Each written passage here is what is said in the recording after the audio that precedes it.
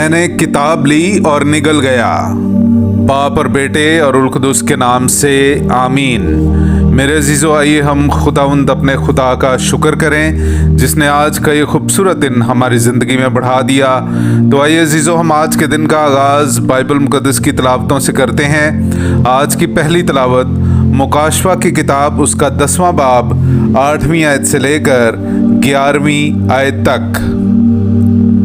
और जो आवाज़ मैंने आसमान से सुनी थी उसने दोबारा मुझसे खिताब करके कहा कि जा और वो खुली हुई किताब ले ले जो उस फरिश्ते के हाथ में है जो समुंदर और खुश्की पर खड़ा है। तब मैंने उस फरिश्ता के पास जाकर उससे कहा कि ये छोटी सी किताब मुझे दे दे।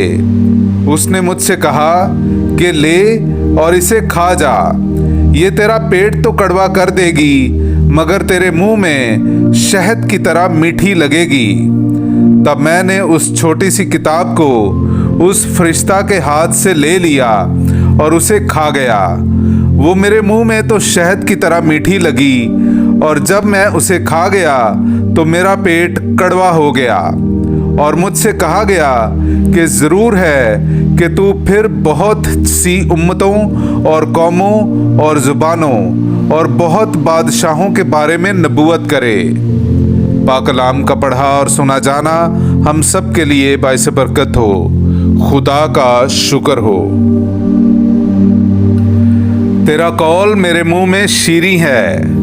मेरे अजीज़ों, आइए हम खुदावंद अपने खुदा की हम्दो तारीफ़ करें। मैं आपके सामने पढ़ूंगा ज़बूर नंबर 119, उसकी आयत नंबर 14, 24, 72, 103, 111 और 131।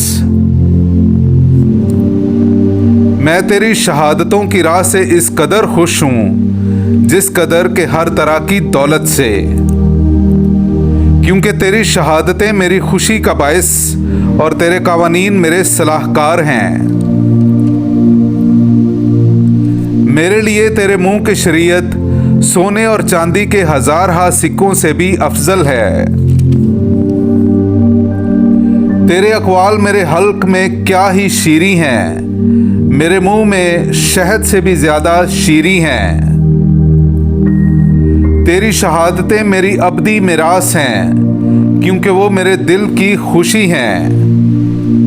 मैं अपना मुंह खोलता और हाँपता हूँ, क्योंकि तेरे अहकाम का मुझे इश्तियाक है।